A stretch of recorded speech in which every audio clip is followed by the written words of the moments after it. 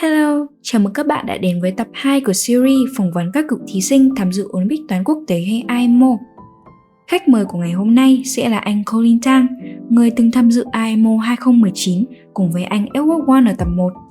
Anh sinh năm 2001 và lớn lên ở Mỹ. Anh tốt nghiệp Đại học MIT với bằng cử nhân toán học vào năm 2023. Hiện tại, anh đang theo học chương trình tiến sĩ toán học tại Đại học Carnegie Mellon danh giá. Anh cũng từng làm thực tập về phát triển phần mềm ở Amazon và nghiên cứu định lượng ở Jane Street. Điểm qua phần profile của anh Colin, anh chính là thí sinh giành điểm tuyệt đối tại kỳ thi IMO 2019. Ở kỳ thi này, chỉ có 6 thí sinh giành điểm tuyệt đối mà thôi, bao gồm 2 thí sinh đến từ Trung Quốc, 2 thí sinh từ Mỹ, 1 thí sinh từ Ba Lan và 1 thí sinh từ Hàn Quốc.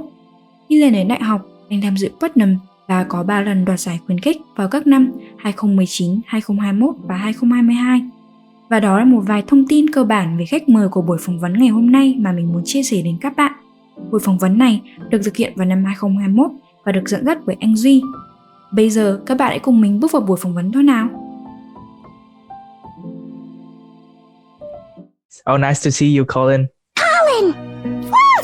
Hi. My name is Dui, and I'm the representative of the Vietnamese physics and math community, and my job is to reach out to contestant in the IMO and IFO and IOI just to learn new way of learning math and science in general.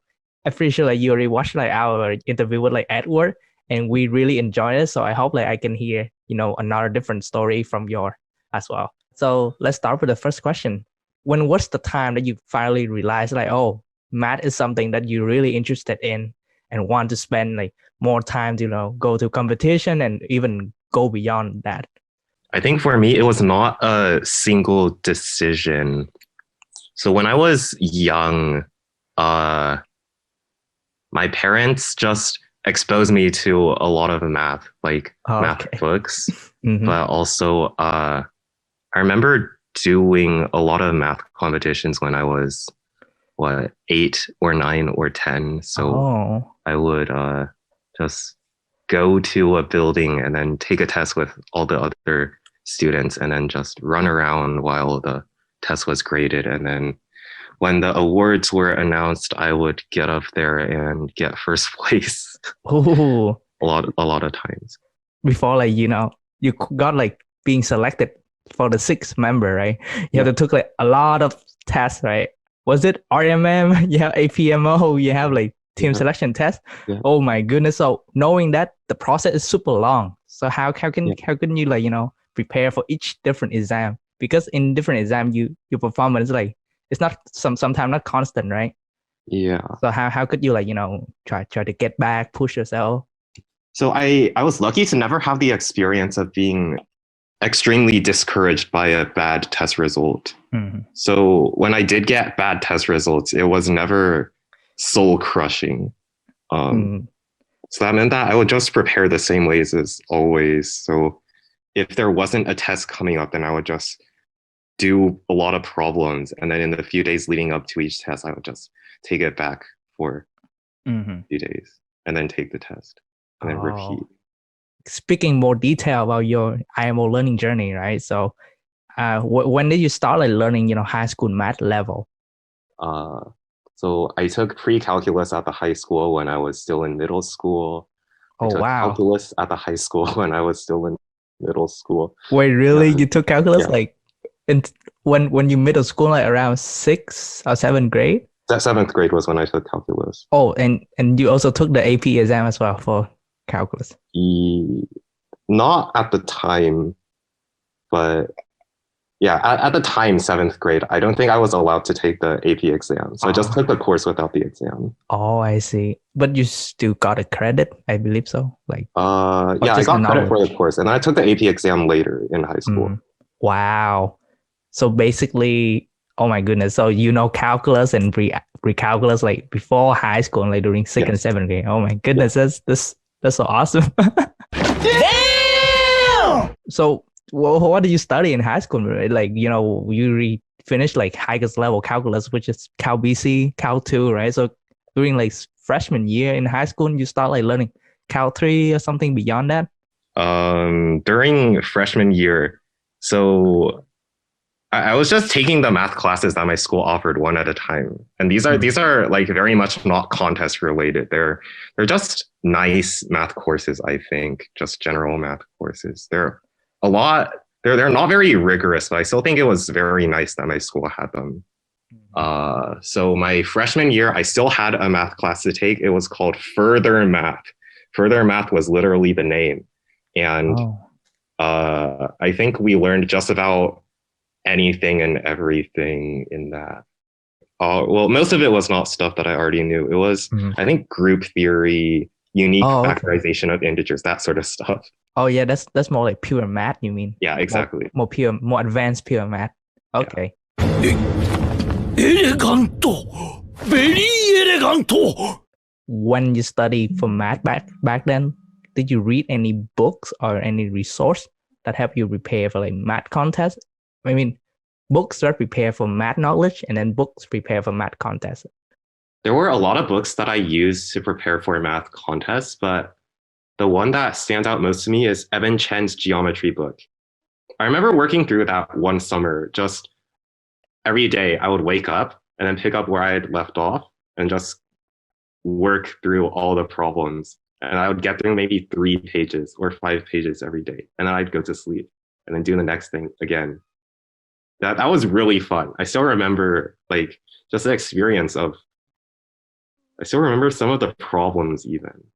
Oh, yeah. Nice. So for geometry, you only use that book. What about other things like combinatorics and number theory? Or just look around, like Googling? Towards the end of my experience, I did a lot more looking around. But before that, I used a book called Problems from the Book, I think. There was a physical book though. I think Titu Andreescu wrote it. Ooh. And the title of the book is Problems from the Book. Problem from the books. Yeah. So the book is a problem. I think the book is not actually that well written. Oh, okay. I definitely did end up learning some pure math out of it. So that was wow. Which problem, like, you know, which math topic that give you the most like challenging time, the most like toughest time? Probably algebra. Oh, algebra. I think by the end of my competition experience, I could say I can solve any combinatorics problem that I see. I can solve any geometry problem that I see. I can solve any number theory problem that I see. I cannot solve any algebra problem that I see. So algebra was one of my weak spots. Emotional, damn it! So yeah, can you share to our audience like, oh, how was it like when you participate in the mob? How was it experience there? It was definitely intense, but it was the good type of intense. So my first year, I was in 9th grade that summer. It was really, really fun.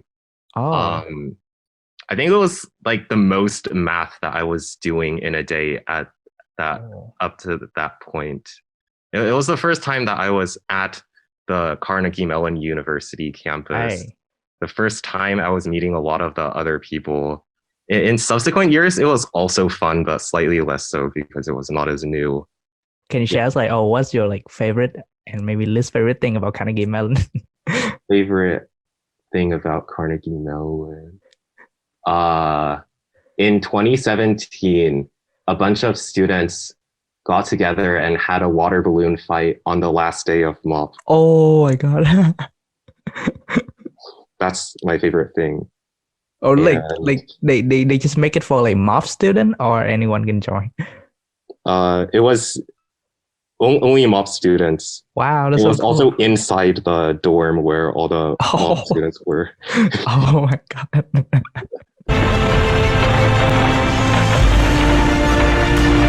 After a long serious like competition, you finally selected for the IMO in 2019. Yep. Yay. So can you share us like your feeling, your experience, maybe like when you attend your first ever IMO in 2019? I think I was pretty happy, at least immediately after I got the news.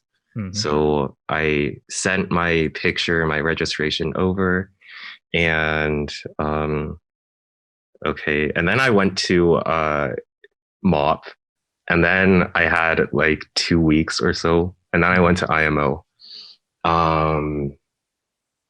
That year's IMO was special in that the director, Po Shen Lo, had us arrive about 3 days early. So the contest, okay, so the IMO itself started on, let's say, day X.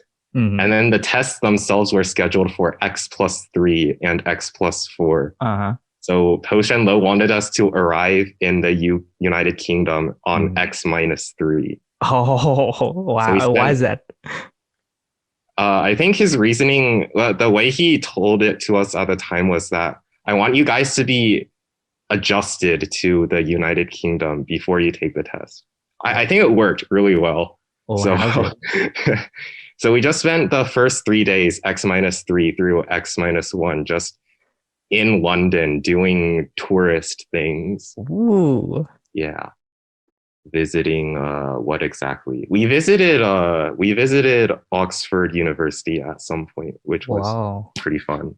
You know, after you having those, fun experience around UK, like the day has come, X+3, X+4, Yeah. right? You took the exam and you earned a gold medal. So can you share us your feeling when you receiving the gold medal?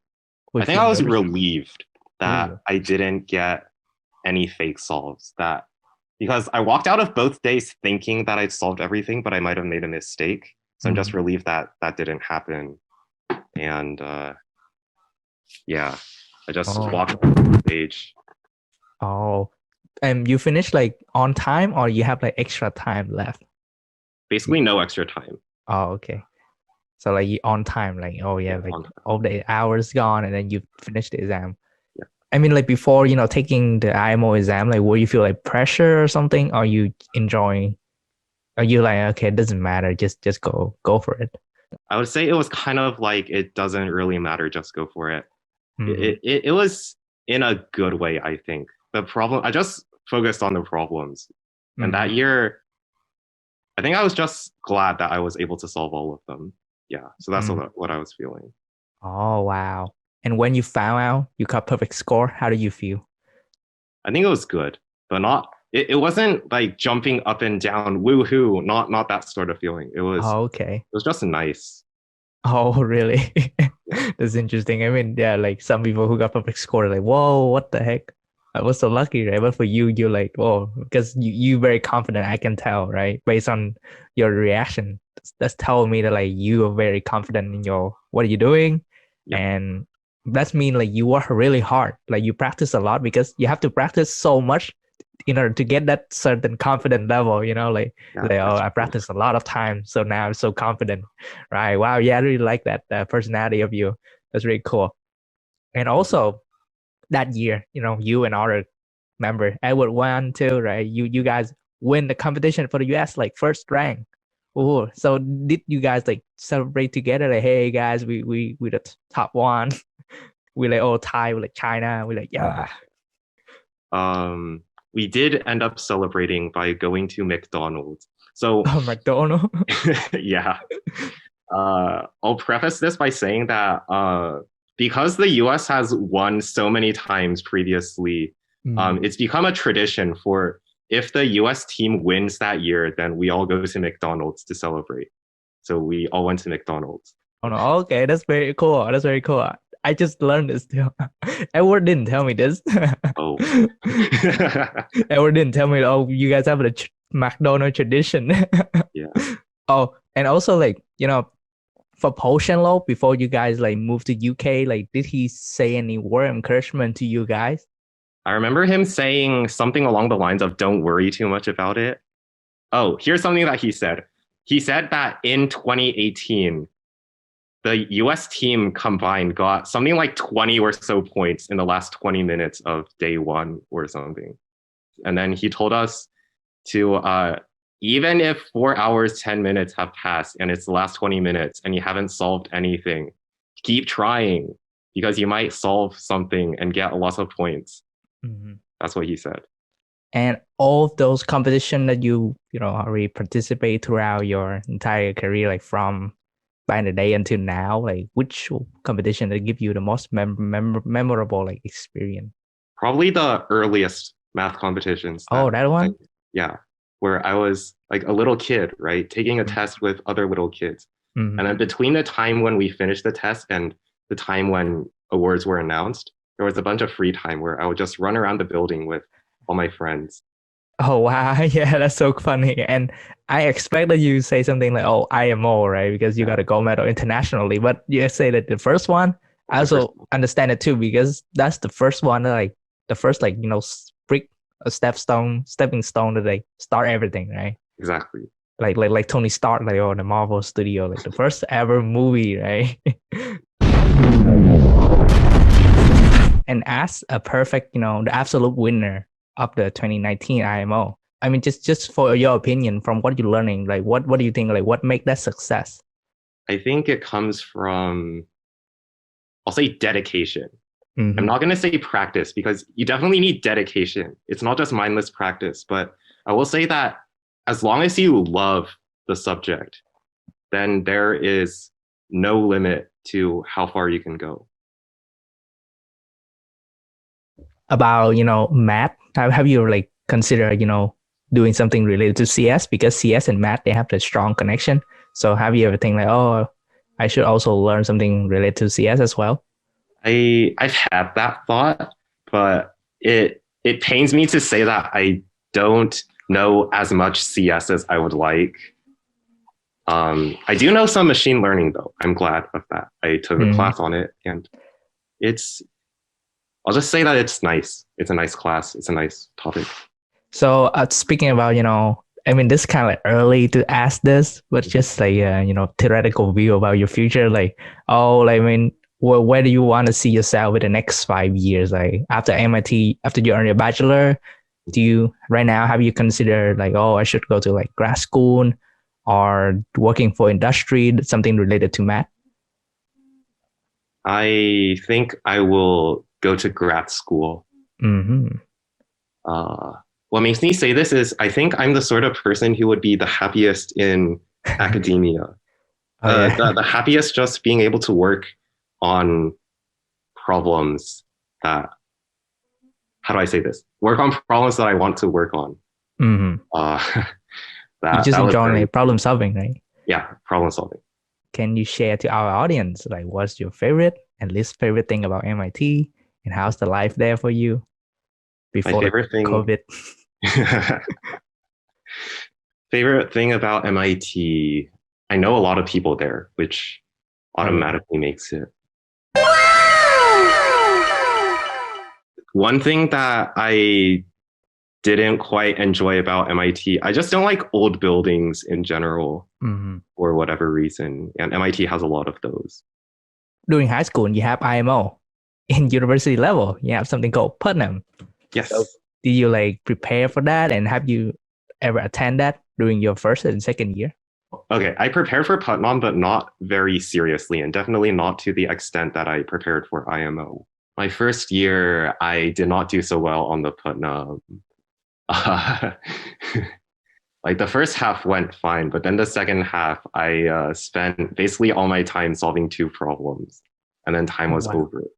And how about like the next year? Do you like attend? Do you like participate in a Putnam? Well, I guess this will be my next year, I think. Wait. Oh my God, I'm losing track of time. My first Putnam was in December of 2019. My second Putnam will be February of 2021. Okay, good.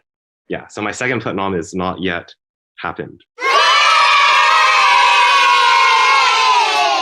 And let's wrap up this interview. Like for our audience, for students who want to study math or maybe participate in the IMO, do you have any word of encouragement for them? Whatever you set your mind to, you can do. When there's a will, there is a way. You can just do it. Oh, it's like a very deep message.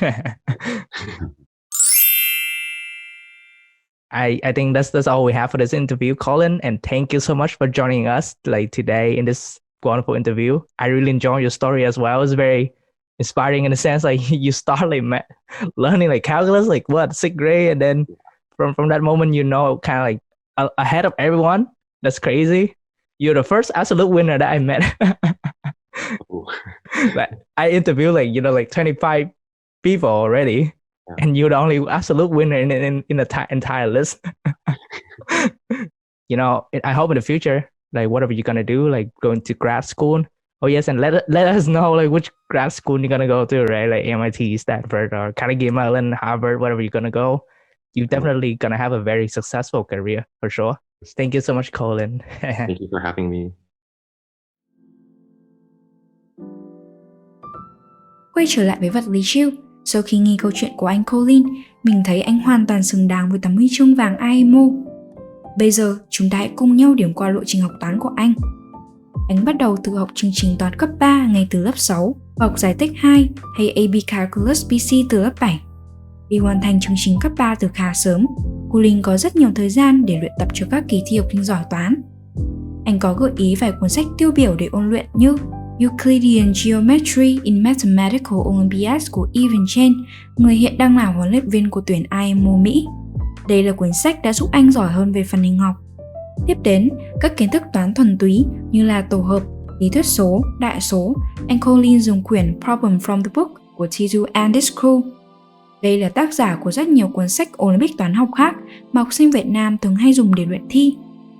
Ngoài việc đọc sách, anh cũng cần mẫn giải các bài từ các kỳ thi học sinh giỏi toán quốc gia và IMO ở các năm trước để củng cố kiến thức của mình. Từ đây chúng ta thấy là để đạt tới đỉnh vinh quang, bạn cũng cần phải học tập chăm chỉ như bao người khác mà thôi. Sau khi kết thúc buổi phỏng vấn, điều gì ở anh Colin đã gây ấn tượng với bạn nhất? Đối với mình thì có 3 ý chính. Đầu tiên, đó chính là tinh thần quyết tâm của anh. Anh có đề cập rằng, ngoài việc yêu thích một cái gì, chúng ta cũng cần sự quyết tâm để theo đuổi nó đến cùng. Ví dụ như khi bạn đang giải toán và gặp những bài khó, thay vì chán nản, bạn hãy quyết tâm và kiên trì tìm lời giải cho đến cùng. Dù nó có mất nhiều thời gian để tìm ra đáp án, nhưng mình tin rằng bạn sẽ học được rất nhiều điều hay và cảm thấy tự hào về bản thân. Hoặc là khi bạn không đạt giải tại các kỳ thi học sinh giỏi toán, bạn đừng nên quá chán nản. Nếu bạn thật sự yêu thích bộ môn này, có rất nhiều cơ hội ở phía trước để bạn có thể nắm lấy. Ví dụ như tiếp tục theo đuổi toán ở đại học và làm nghiên cứu. Đối với các kỳ thi học sinh giỏi, bạn chỉ giải những bài toán đã có đáp án từ trước. Nhưng khi làm nghiên cứu, bạn có cơ hội giải những bài toán chưa có đáp án và mang lại nhiều giá trị cho nhân loại. Tiếp đến, mình cực kỳ ngưỡng mộ niềm đam mê giải toán hay problem solving của anh. Anh từng bày tỏ mình sẽ là người hạnh phúc nhất thế giới nếu được làm một công việc chỉ ngồi giải toán, cũng như tạo ra nhiều công trình nghiên cứu có giá trị và ứng dụng. Niềm đam mê này còn được thể hiện rõ khi anh luôn tích cực tham gia các kỳ thi Putnam ở đại học.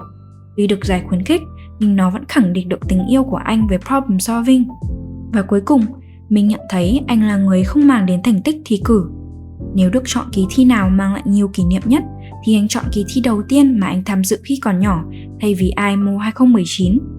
Anh kể lại những khoảnh khắc ngây thơ và hồn nhiên của một đứa trẻ khi giải toán đã góp phần tạo nên anh của ngày hôm nay.